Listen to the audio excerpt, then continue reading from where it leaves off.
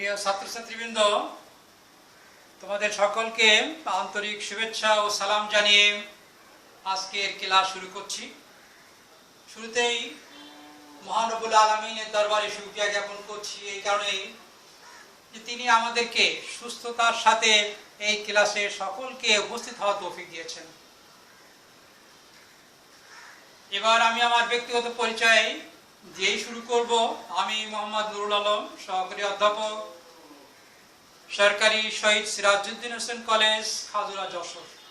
যাই হোক, আজকে আমাদের যে পাঠ্যসূচি যে পড়ার বিষয়, আমরা একটি ঐতিহাসিক ঘটনার মাধ্যমেই জেনে নেব যে আজকের পাঠ্যসূচিটা আজকের পাঠ্যটা কি হতে পারে।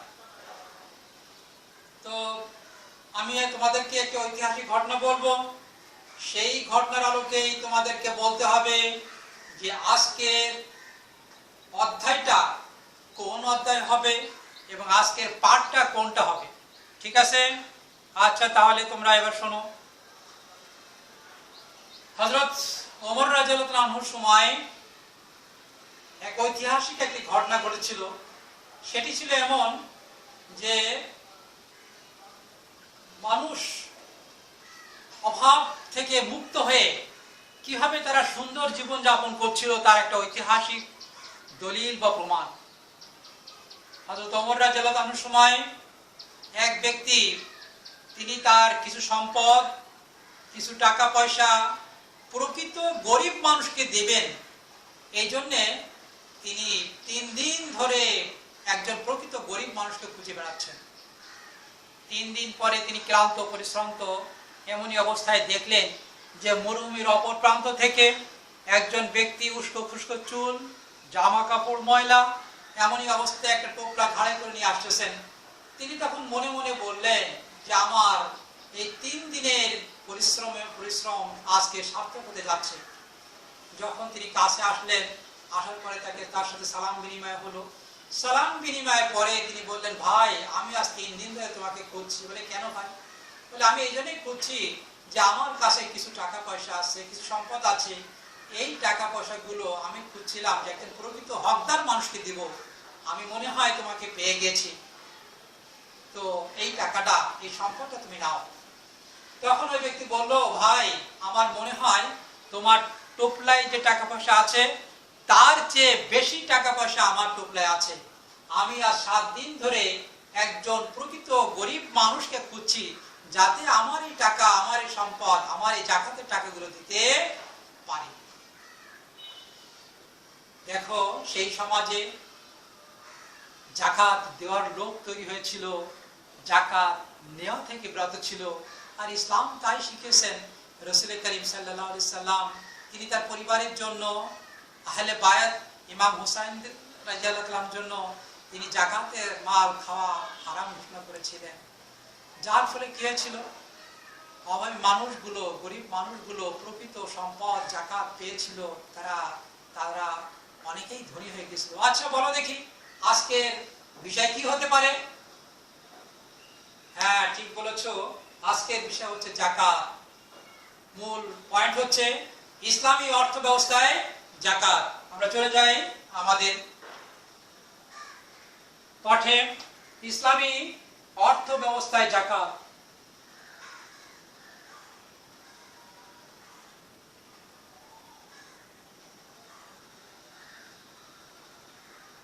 ইসলামী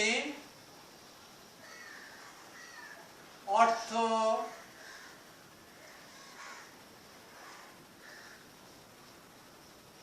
ব্যবস্থায়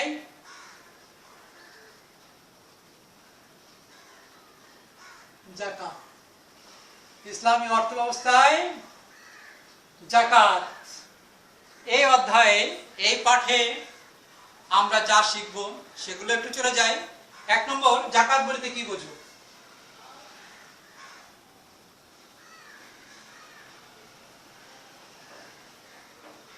জাকাত বলিতে কি বুঝো?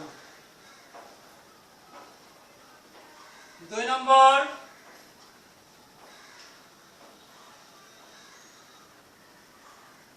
যাকাতের গুরুত্ব।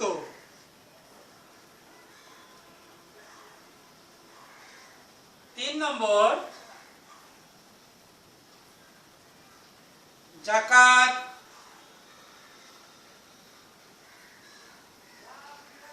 বন্টনের খাত সমূহ। ঠিক আছে, এই পাঠে আমরা যা শিখতে পারবো, প্রথম শিখতে পারবো যাকাত বলিতে কি বোঝো, দ্বিতীয়ত যাকাতের গুরুত্ব, তৃতীয়ত যাকাত বন্টনের খাত সমূহ। আমরা প্রথমেই প্রথম পয়েন্টে চলে যাই, যাকাত বলিতে কি বোঝো।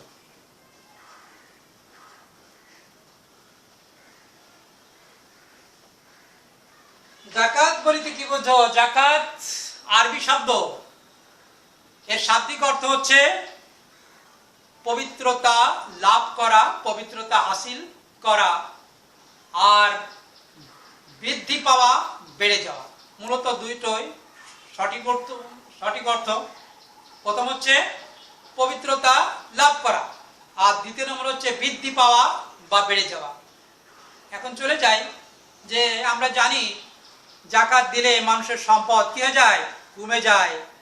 কিন্তু কিভাবে কমে যায় আর কিভাবেই বা পবিত্রতা লাভ করে, একটু আমাদের বাস্তব উদাহরণ দিয়ে দেখি।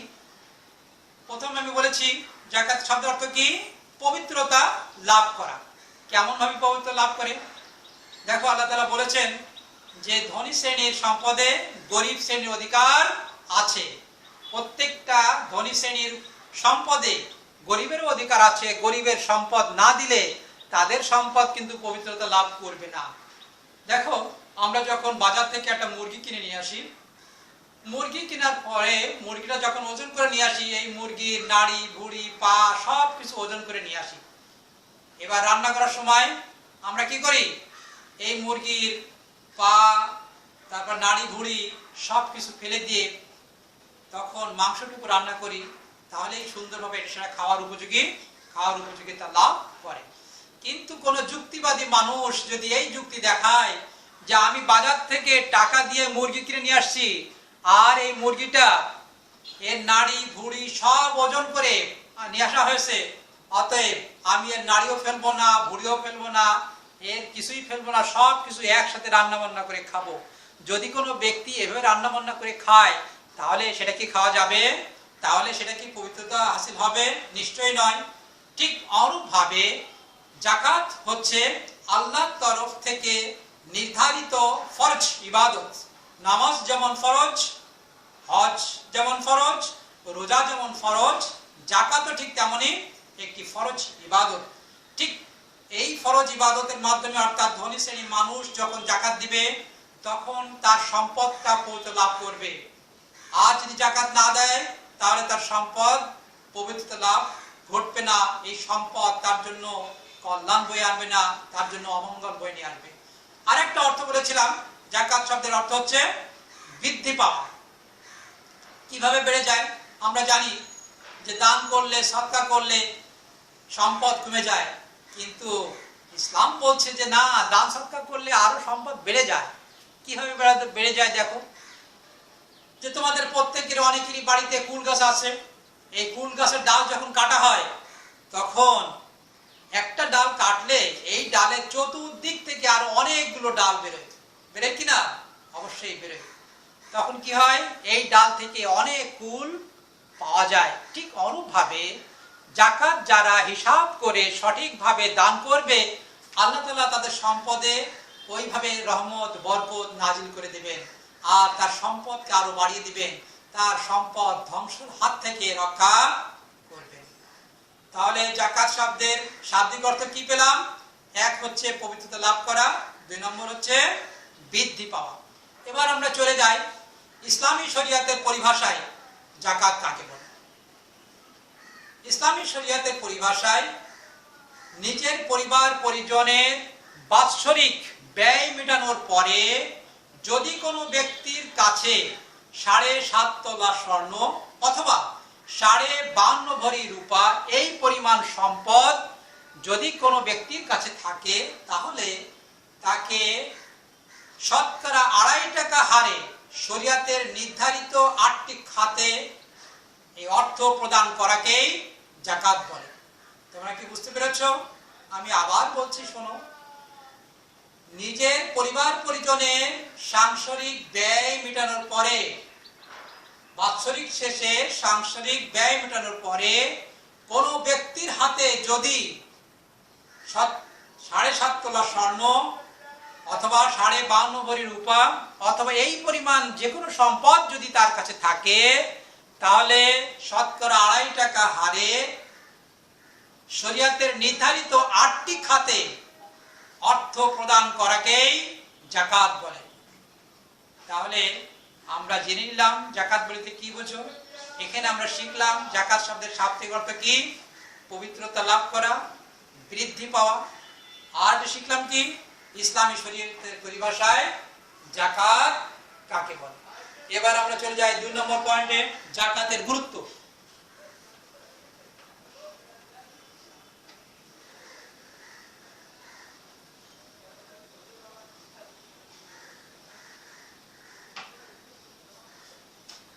দুই নম্বর পয়েন্ট হচ্ছে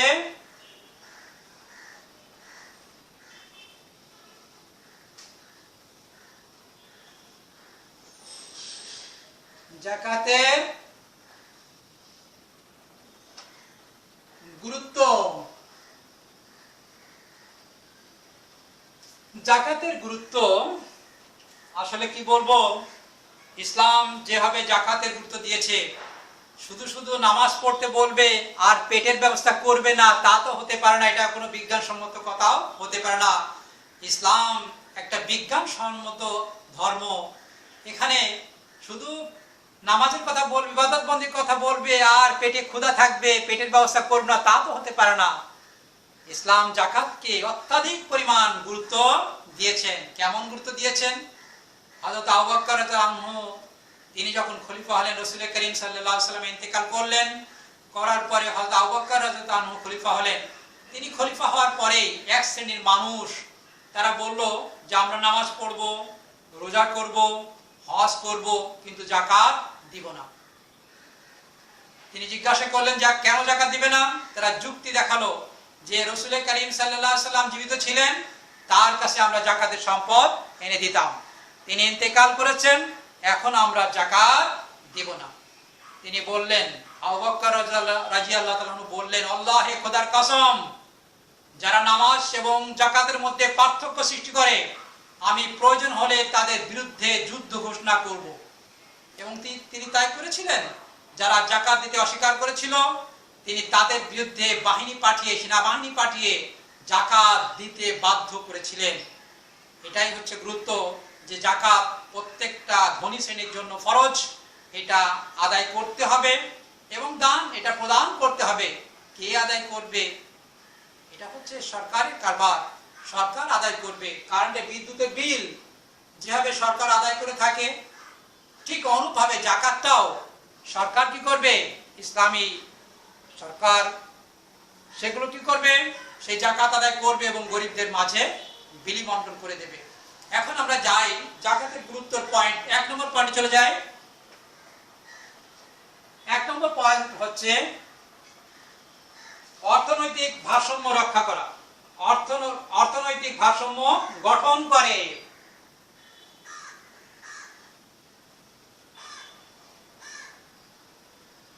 অর্থনৈতিক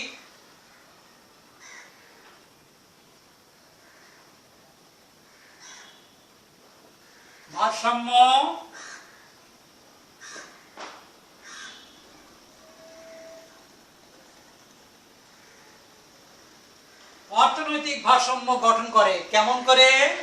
যাকাত ধনী এবং গরিবের মধ্যে পার্থক্য ঘুচিয়ে দেয়, ভারসাম্য রক্ষা করে। যাকাতের ফলে কি হয়? যাকাতের ফলে ধনী শ্রেণীর মানুষের পকেটের টাকা গরিব শ্রেণীর মানুষের পকেটে যায়।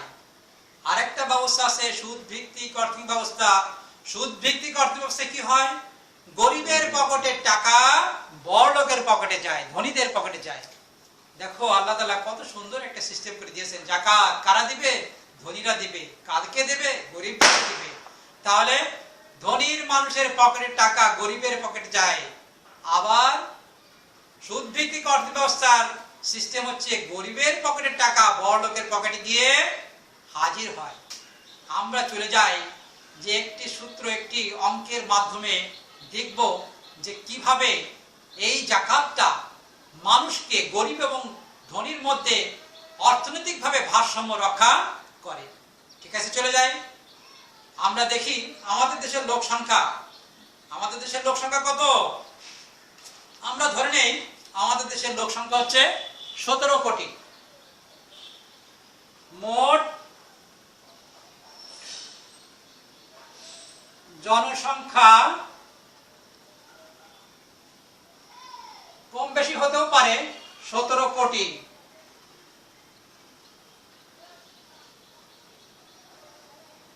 এটাকে আমরা গরিব, মধ্যবিত্ত এবং উচ্চবিত্ত তিনটে ভাগে ভাগ করব। যেমন মনে করি আমরা ধরে নেই যে 50% মানুষ গরিব, 25% মানুষ মধ্যবিত্ত,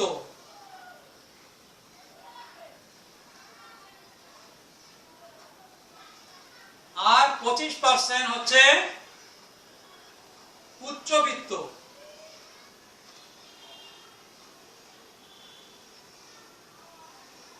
আমরা ধরে নিলাম যে আমাদের দেশে মোট জনসংখ্যা হচ্ছে 17 কোটি। এর 50 ভাগ হচ্ছে গরিব, 25 ভাগ হচ্ছে মধ্যবিত্ত, আর 25% হচ্ছে উচ্চবিত্ত। এখন যাকাত খরচ হবে কাদের পরে? গরিবের পরে? নিশ্চয়ই নয়। মধ্যবিত্ত? নিশ্চয়ই নয়। কাদের পরে? 25% উচ্চবিত্ত মানুষের পরে যাকাত খরচ হবে। আচ্ছা, এই 25% উচ্চবিত্ত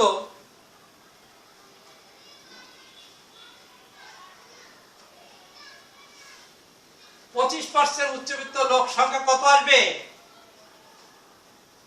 25% লোক সংখ্যা আসবে কত? 4 কোটি 25 লক্ষ। 4 কোটি 25 লক্ষ। আমরা গরিব ধরেছি কত? 50 ভাগ, মধ্যবিত্ত 25 ভাগ, আর উচ্চবিত্ত 25 ভাগ। তাহলে 17 কোটি মানুষের শতকরা 25 ভাগ মানুষ সমান সমান কত হবে? 4 কোটি 25 লক্ষ। এই 4 কোটি 25 লক্ষ মানুষের পরে যাকাত ফরজ। এখন কত টাকা করে যাকাত ফরজ হবে? আমাদের দেশের মানুষের কাছে এখন যে অর্থ সম্পদ আছে, এক একজনের কাছে 10 থেকে 20,000, 25,000 টাকা পর্যন্ত যাকাত ফরজ হবে। তো আমরা একটা আনুমানিক একটা গড় আমরা ধরে নেই যে মনে করো যে আমরা কি করলাম 10,000 টাকা ধরে নিলাম। তাহলে গুণ 10,000 সমান সমান কত আসবে? 42,500 কোটি টাকা। 42,500 কোটি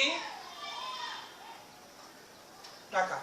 তাহলে 4 কোটি 25 লক্ষ যদি প্রত্যেকের পরে 10,000 টাকা খরচ হয়, তাহলে টাকা আসবে কত? 42,500 কোটি টাকা।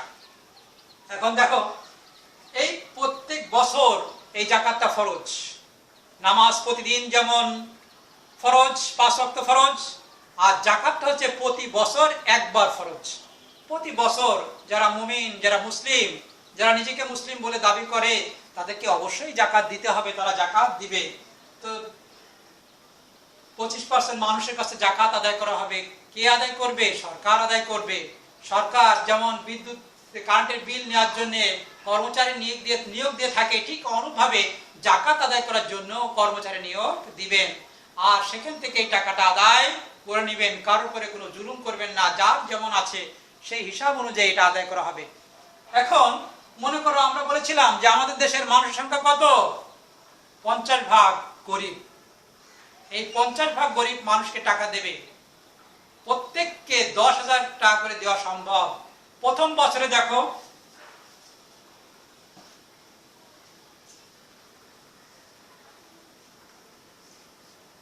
এই 25% মানুষের কাছ থেকে যে জাকাত আদায় করা হয়েছে, এর 5% যাবে বিভিন্ন খরচ খরচা জাকাত আদায়কারীদের জন্য চলে যাবে, আর 20% মানুষকে দেওয়া সম্ভব হবে। কত করে দেওয়া হবে? 10,000 টাকা করে। তাহলে প্রথম বছর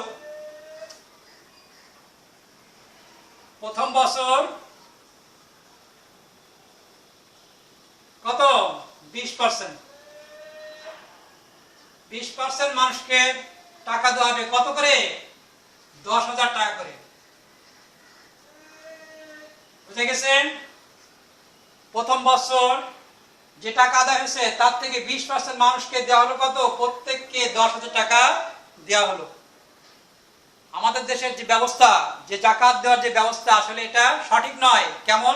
আমাদের দেখা যায় ধনী শ্রেণী মানুষ তারা লুঙ্গি কেনে, জাকাতের শাড়ি কেনে, এবার এলাকায় মাইকিং করে যে অমুক বাড়িতে জাকাত দেওয়া হবে।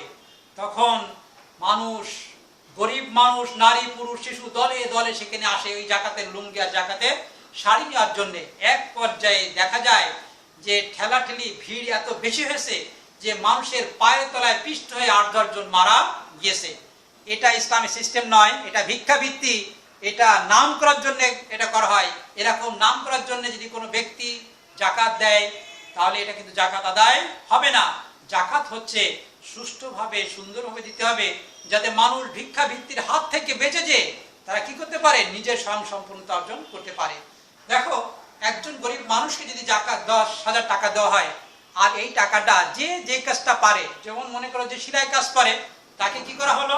তাকে একটা সেলাই মেশিন কিনে দেওয়া হলো। যে রিক্সা চালাতে পারে তাকে রিক্সার ব্যবস্থা করে দেওয়া হলো।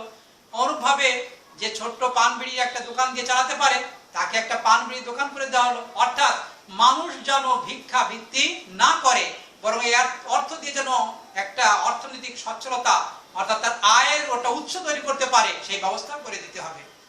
আর ইসলাম কখনোই ভিক্ষাবৃত্তি কি করে না? অনুমোদন করে না। কিন্তু বাধ্য হয়ে যখন করে তখন সেটাকে ওয়াম্মাসাইলা ফালা তানহার, যখন তোমাদের কাছে কোনো ভিক্ষুক আসে তখন কি তোমরা তাকে ফিরিয়ে দিও না। ইসলামের দুটো জিনিস বৈধ, কিন্তু নিকৃষ্ট বৈধ বলা হয়েছে, অপছন্দনীয় বৈধ। তার মধ্যে একটা হচ্ছে ভিক্ষাবৃত্তি, 2 নম্বর হচ্ছে স্বামী স্ত্রীর মধ্যে সম্পর্ক ছিন্ন। ইসলাম চায় স্বামী স্ত্রীর মধ্যে সম্পর্ক অটুট থাকুক, আর ইসলাম চায় মানুষের কাছে হাত না পাতুক। এই জন্য ইসলাম জাকাতের ব্যবস্থা করেছে। ঠিক আছে, তো আমরা চলে যাই। প্রথম বছর কি হবে? প্রথম বছর শতকরা 20% মানুষকে 10,000 টাকা করে দেওয়া সম্ভব। দ্বিতীয় বছর জাকাত বলেছি যে প্রতি বছর এটা ফরজ হয়, প্রত্যেক বছর জাকাত দিতেই হবে। দ্বিতীয় বছর আবার 20% মানুষকে দেওয়া হবে। কত টাকা করে? 10,000 টাকা করে। তৃতীয় বছর আবার 20% মানুষকে দেওয়া হবে। কত টাকা করে? 10,000 টাকা করে। তাহলে আমাদের লোক সংখ্যা, গরিবের লোক সংখ্যা কত ছিল? আমাদের গরিবের লোক সংখ্যা ছিল মাত্র 50%। আমরা প্রথম বছর দিয়েছি 20% মানুষকে, দ্বিতীয় বছর 20%, তৃতীয় বছর 20%, কত হলো? 60%। অর্থাৎ অনেক মানুষকে জাকাত দেওয়ার ফলে, টাকা দেওয়ার ফলে অনেকে খেয়ে ফেলবে, অনেকে পুঁজি ভেঙে ফেলবে। এই গরিব মানুষকে আবার দেওয়া হবে, বারবার সুযোগ দেওয়া হবে, যাতে তারা উঠে দাঁড়াতে পারে। এইভাবে যদি 5টা বছর এই জাকাত যদি সরকার আদায় করে আর এইভাবেই বন্টন করে, দেশে গরিবের সংখ্যা কমে যাবে ইনশাআল্লাহ। হযরত ওমর রাদিয়াল্লাহু আনহুর সময় যেভাবে কমে গিয়েছিল, ঠিক অনুরূপভাবে আমাদের দেশেও গরিবের সংখ্যা কমে যাবে। আর মানুষ জাকাতের টাকা নেওয়ার জন্য হন্যে হয়ে যায়। অনেক ধনী মানুষ জাকাত নিতে চায়, আসলে তা নয়। জাকাত হচ্ছে শরীরের ময়লা, এটা ধনীরা খাবে না। এটা কি খাবে? এটা গরিবরা খাবে। হ্যাঁ, সৌদি আরব থেকে যখন কুরবানির গোশত আসে তখন দেখা যায় আমাদের দেশের অনেক ধনী মানুষগুলো সেগুলো খায় না। ওই ধনী মানুষের জন্য খাওয়া হারাম, এগুলো খেতে পারে না, এগুলো গরিবদের হক, এগুলো গরিবরা খাবে। হ্যাঁ, তো জাকাতের আরেকটি পয়েন্ট আমরা চলে যাই। প্রথম পয়েন্ট বলেছিলাম কি অর্থনৈতিক ভারসাম্য গঠন করে। এবার আমরা দ্বিতীয় নম্বর পয়েন্টে চলে যাই।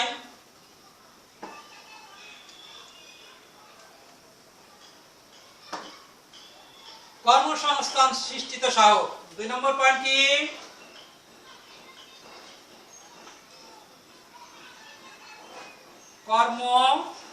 কর্মসংস্থান সৃষ্টিতে সহায়ক। কর্মসংস্থান সৃষ্টিতে সকল জাকাত এমন একটা ব্যবস্থা, এই জাকাত দেওয়ার ফলে অনেক সময় ব্যক্তিকে দেওয়া যায়, অনেক সময় কি করা যায় গরিবদের নামে একটা মিল কল কারখানা তৈরি করা যায়। একটা মিল কল কারখানা তৈরি করে এই তার থেকে উৎপাদিত যে সম্পদ, যে টাকা পয়সা, সেটা প্রতি বছর বা প্রতি মাসে গরিবদের মাঝে বিলি বন্টন। 8টি খাত আছে, আমরা পরে আলোচনা করব। সেই 8টি খাতের মানুষকে দেওয়া যাবে। এতেও তাহলে মানুষের এই মিল কলকারখানা করলে এখানে কর্মসংস্থানের ব্যবস্থা হবে। 3 নম্বর হচ্ছে ভ্রাতৃত্ববোধ সৃষ্টি করে। 3 নম্বর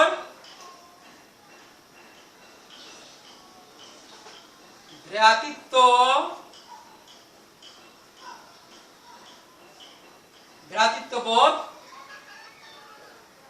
সৃষ্টিতে সহায়ক। ইসলামের প্রত্যেকটা ইবাদতই হচ্ছে ভ্রাতৃত্ব সৃষ্টি করা। যেমন নামাজ, আমরা যখন মসজিদে নামাজ পড়তে যাই, জামাতে দাঁড়াই, কি ধনী কে গরিব সবাই এক কাতারে দাঁড়িয়ে যায়। ধনীরা কখনো বলতে পারবে না এই তুমি গরিব মানুষ, তুমি একটু সাইডে যাও।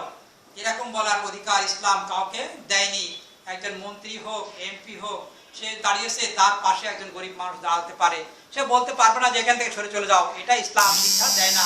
অর্থাৎ ধনী এবং গরিবের মধ্যে পার্থক্য সৃষ্টি করে দেয়। শুধু তাই না, কাঁধে কাঁধ লাগিয়ে, একজনের কাঁধে আরেকজনের কাঁধ লাগিয়ে, অর্থাৎ তারা যে ভাই ভাই, তারা যে সবাই সমান, এটাই প্রমাণ করে। নামাজ যখন পড়তে যায় তখন এটাই প্রমাণ করে। ঠিক অনুরূপভাবে জাকাত যখন ধনীরা দেবে, কাদেরকে দেবে? গরিবদের দেবে। তাহলে গরিবদের মহব্বত পয়দা হবে বড়লোকের প্রতি, আর বড়লোকরাও তাদেরকে স্নেহ করবে। তাহলে দেখা যাবে যে ধনী এবং গরিব হয়েছে কি আছে, এটা দুটোই আল্লাহর সৃষ্টি। আল্লাহ কাউকে অনেক অনেক সম্পদ দেন, দিয়ে পরীক্ষা করেন। আবার কাউকে একটু সম্পদ কম দেন, দিয়ে পরীক্ষা করেন, দেখেন যে এরা আমার কৃতজ্ঞতা জ্ঞাপন করে কিনা। আবার ওই ধনী মানুষকে অনেক সম্পদ দিয়েছে, তাদেরকেও দেখেন যে এরা আমার কৃতজ্ঞতা, আমার শুকরিয়া আদায় করে কিনা। যদি শুকরিয়া জ্ঞাপন করে তাহলে তাদের জন্য পুরস্কারের ব্যবস্থা থাকবে। আর যদি অকৃতজ্ঞতার মতো, ওই যে একটা ঘটনা আছে যে একজন ব্যক্তি ছিল, তার আরেকজন কুষ্ঠ রোগী আর একজন অন্ধ। অন্ধ ব্যক্তিটা আল্লাহ শুকরিয়া জ্ঞাপন করলো, এই জন্য আল্লাহ তাআলা তার অনেক সম্পদ বাড়িয়ে দিলেন। আর টাক এবং কুষ্ঠ রোগী অকৃতজ্ঞতা জ্ঞাপন করলো, যার ফলে তাদের সম্পদ সব নষ্ট হয়ে গেল। এই জন্যই কি করতে হবে যে ধনী এবং গরিব সবই আল্লাহর সৃষ্টি। আল্লাহ কাউকে যোগ্যতা দিয়েছেন, কাউকে সম্পদ দিয়েছেন, কাউকে দেয়নি। তাহলে এই ধনীর মানুষদের এবার অধিকার হক দিয়ে দিয়েছেন। তাদের হক হচ্ছে, তাদের দায়িত্ব হচ্ছে যে গরিবের হক তাদেরকে বুঝিয়ে দেওয়া। এ দিলে কি হবে? তাদের মধ্যে ভ্রাতৃত্ব সৃষ্টি হবে এবং সুন্দর জীবন যাপন করতে হবে। আরেকটি পয়েন্টে আমরা চলে যাই, 4র্থ পয়েন্ট, ভিক্ষাবৃত্তি উচ্ছেদ করে।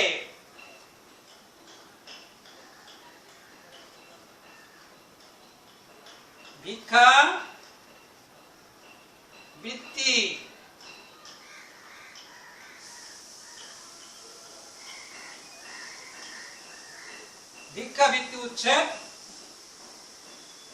করে। ইসলাম প্রথমে বলেছিলাম যে ইসলাম দুটো জিনিস বৈধ, কিন্তু অপছন্দনীয় বৈধ। একটা হচ্ছে ভিক্ষাবৃত্তি, আরটা হচ্ছে স্বামী স্ত্রীর মধ্যে সম্পর্ক ছিন্ন হয়ে যাওয়া। এই দুটো হালাল দেখেছেন, কিন্তু অপছন্দনীয় হালাল। ইসলাম চায় না মানুষ ভিক্ষা করুক। ইসলাম চায় না যে স্বামী স্ত্রীর মধ্যে সম্পর্ক নষ্ট হয়ে যাক, তাদের মধ্যে সুসম্পর্ক স্থাপন থাকবে, এটাই চাই। ভিক্ষাবৃত্তি উচ্ছেদ করবে কিভাবে? জাকাত যদি প্রকৃতভাবে প্রথম বছর, দ্বিতীয় বছর, চৌথ বছর, পঞ্চম, অর্থাৎ এটা চালু থাকবে। এই চালু থাকার ফলে কি হবে? দেশের গরিব মানুষগুলো এই জাকাতের মাধ্যমে তারাই নিজেরাও এক সময় ধনীতে রূপান্তর হবে, দেশ ধনী হয়ে যাবে, দেশ মধ্য আয়ের দেশ হয়ে যাবে, উন্নত বিশ্বের মতো নিজেরাই সম্পদ অর্জন করবে। শুধুমাত্র এই জাকাতটাকে যদি পুরোপুরিভাবে 100% ভাবে কার্যকর করা যায়, তাহলে আসো আমরা সবাই যারা ধনী আছো, তোমাদের পিতামাতাকে বলবে যে সম্পদ যদি বেশি থাকে তাহলে জাকাত দিতে হবে। আমরা সকলেই যাদের করে জাকাত ফরজ তারা অবশ্যই জাকাত দেব, তাহলে দেশ জাতি সকলেই উপকৃত হবে। আবার আমরা চলে যাই আমাদের তৃতীয় আর একটা পয়েন্ট, জাকাত বন্টনের খাতসমূহ।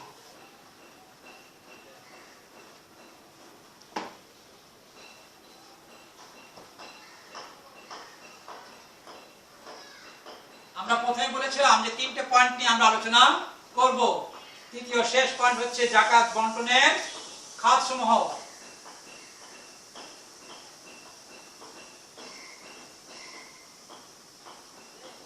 জাকাত বন্টনের খাত সমূহ।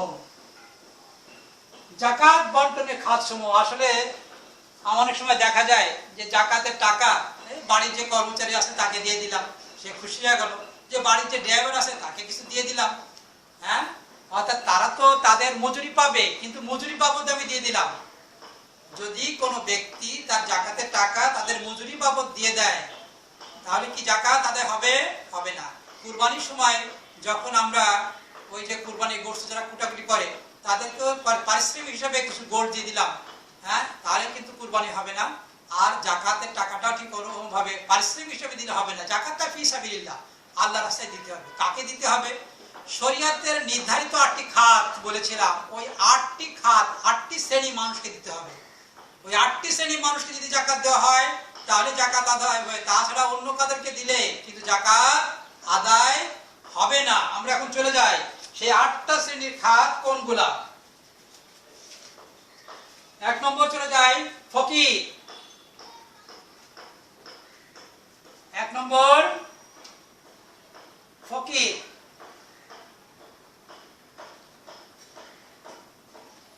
ফকির কাকে বলে? ফকির মানে হচ্ছে যার কিছুই নাই, একেবারে নিঃস্ব, হ্যাঁ, যার কিছুই নাই, বাড়ি গাড়ি কিছুই নাই, নিঃস্ব, তাকে বলা হয় ফকির। এমন ব্যক্তিকে জাকাত দিতে হবে। 2 নম্বর হচ্ছে মিসকিন।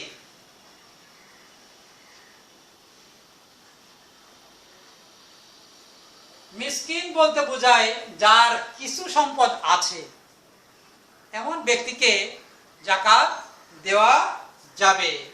3 নম্বর হচ্ছে জাকাত আদায়কারী। 3 নম্বর জাকাত আদায়।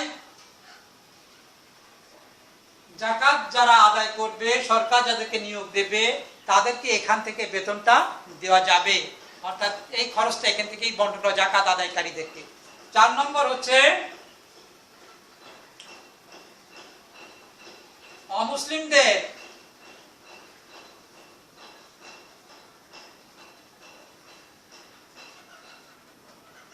মন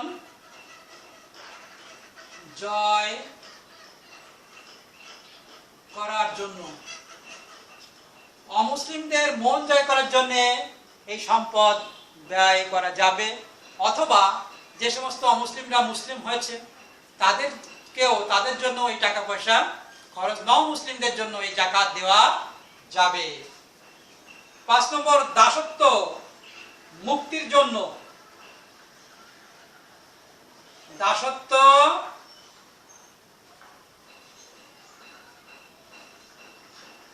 মুক্তির জন্য। দাসত্ব, দাস দেশি আগে এক সময় ছিল, এখন নাই, তবুও অনেক সময় শোনা যায়।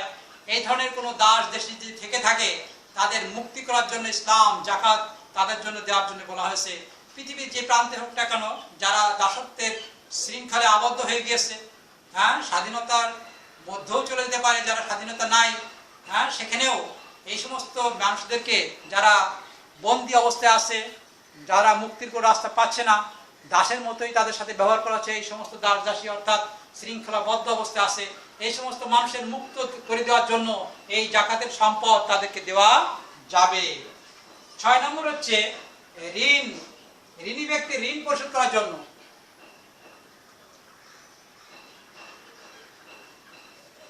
ঋণী ব্যক্তির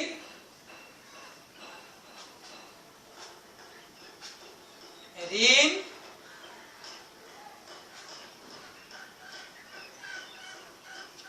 পরিশোধের জন্য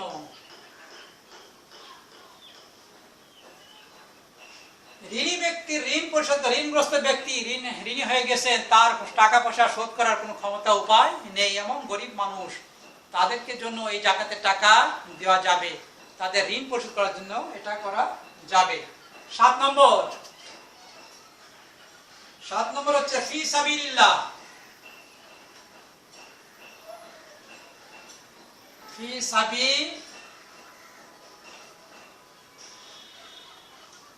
ফি সাবিলিল্লাহ মানে হচ্ছে আল্লাহর রাস্তায়। আল্লাহর রাস্তায় যারা কাজ করে, আল্লাহর রাস্তায় যারা দাওয়াতি কাজ করে, দ্বীনের কাজ করে, ধর্মের কাজ করে, এই সমস্ত অসহায় গরিব মানুষ যারা কি করতে পারে না, ইনকাম মানে সময় সুযোগ নেই আইন করা, আল্লাহর রাস্তায় বেরিয়েছে, এরকম মানুষ যারা আছে তাদেরকে কি করা যেতে পারে, এই জাকাতের টাকা, তারা গরিব, যদি প্রকৃত গরিব হয়ে থাকে তাহলে তাদের জন্য এই টাকাটা দান করা যাবে। সর্বশেষ হচ্ছে ভ্রমণকারী মুসাফির ব্যক্তির জন্য, ভ্রমণকারীর জন্য, হ্যাঁ,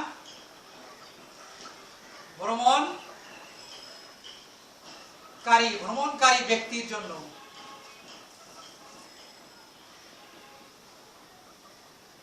এমন ব্যক্তি, তিনি বাড়িতে সম্পদশালী, ধনী, অনেক টাকা পয়সা আছে, কিন্তু এখন তার কোনো সফরে আসছে, সফরে আসার কারণে তার টাকা পয়সা হারিয়ে গেছে বা শেষ হয়ে গেছে, এমন মুসাফির, এমন ভ্রমণকারী ব্যক্তি, তাকেও এই জাকাতের টাকা দেওয়া যাবে।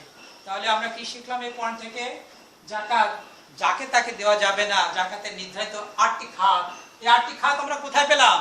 এই 8টি খাত পেয়েছি সূরা তওবার 60 নম্বর আয়াতে। আল্লাহ তাআলা এই 8টি খাতের কথা বলে দিয়েছেন, যে প্রথম হচ্ছে ফকির, দ্বিতীয় হচ্ছে মিসকিন, তৃতীয় হচ্ছে জাকাত আদায়কারী, চতুর্থ হচ্ছে অমুসলিমদের মন জয় করার জন্য, 5 হচ্ছে দাসত্ব মুক্তির জন্য, 6 হচ্ছে ঋণ ব্যক্তির পরিশোধ করার জন্য, 7 ফি সাবিলিল্লাহ, 8 ভ্রমণকারী ব্যক্তির জন্য।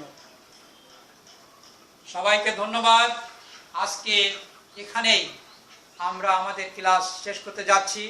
আবার দেখা হবে ইনশাআল্লাহ। সবাই ভালো থাকো, সুখী থাকো, এই কামনায়। আসসালামু আলাইকুম।